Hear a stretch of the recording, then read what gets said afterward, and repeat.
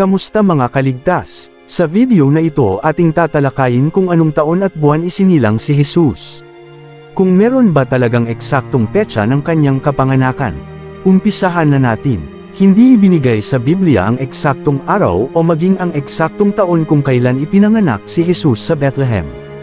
Ngunit ang isang masusing pagsusuri sa pagkakasunod-sunod ng mga detalye sa kasaysayan ang magbibigay sa atin ng makatwirang pagtataya sa taon ng kanyang kapanganakan. Idinetalye sa Biblia ang mga kaganapan sa kasaysayan noong ipinanganak si Jesus at matatagpuan ang mga detalye na ito sa mga ebanghelyo. Sinasabi sa Mateo Kapitulo 2 versikulo 1 na ipinanganak si Jesus noong panahong si Herodes ang hari sa Judea. Dahil namatay si Herodes noong 4 na BC, mayroon tayong magiging batayan sa pagtataya sa petsa ng kanyang kapanganakan. Gayun din, pagkatapos na tumakas sina Jose at Maria mula sa Bethlehem kasama ang batang si Jesus, iniutos ni Herodes ang pagpatay sa lahat ng batang lalaki sa buong Bethlehem na may edad na 2 taon pababa. Nangangahulugan ito na hindi maaaring higit sa 2 taon ang edad ni Jesus bago ang kamatayan ni Herodes. Ang mga pangyayaring ito ang maglalagay sa petsa ng pagsilang ni Jesus sa pagitan ng 6 at 4 na BC. Itinala sa Lucas Kapitulo 2 versikulo 1 hanggang 2 ang ilang katotohanan na maaaring isaalang-alang, nangyari nga ng mga araw na yaon na lumabas ang isang utos mula kay Augusto Cesar, na magpatala ang buong sanglibutan.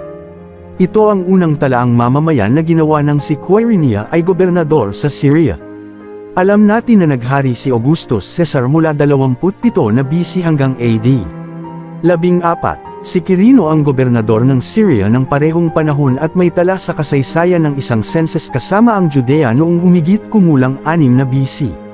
May mga iskolar na nagtatalo kung ang census na ito ang binabanggit ni Lucas ngunit tila ito nga ang parehong pangyayari. Base sa mga detalye sa kasaysayan, ang pinakamalapit na petsa sa kapanganakan ni Jesus sa Bethlehem ay 6 o 5 na BC.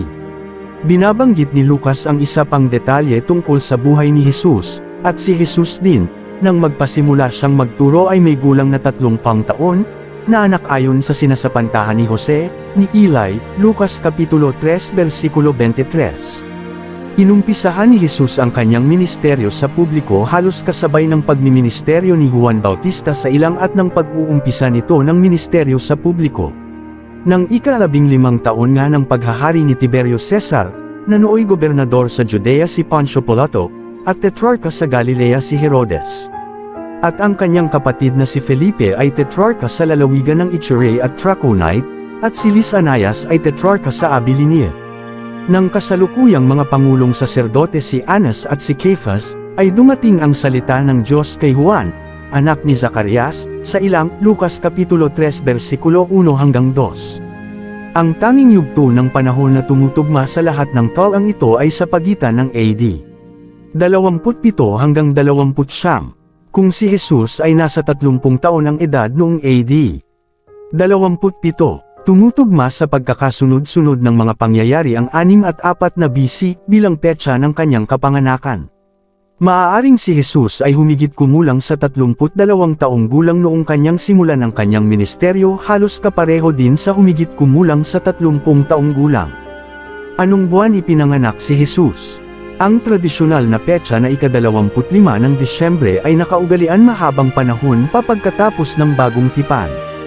Ito ang petsa na napagkasunduan ng mga tao upang ipagdiwang ang kaarawan ni Jesus, ngunit hindi talaga tiyak ang eksaktong araw ng kanyang kapanganakan. Ang maaari nating malaman ay ang pinakamalapit na taon kung kailan ipinanganak si Jesus. Ipinanganak si Jesus sa Bethlehem ng Judea noong humigit kumulang 6 hanggang 5 na BC ng kanyang inang si Maria. Binago ng kapanganakan ni Jesus ang kasaysayan maging ang buhay ng hindi mabilang na tao sa buong sanlibutan. Mga kaligtas, sana mayroon kayong natutunan sa video na ito. Maging aral ito sa bawat isa. Mag-ingat tayo sa mga maling katuruan. Tandaan ligtas ang na kay Jesus, at ligtas ang may alam sa katotohanan. Salamat sa suporta, God bless po sa inyong lahat.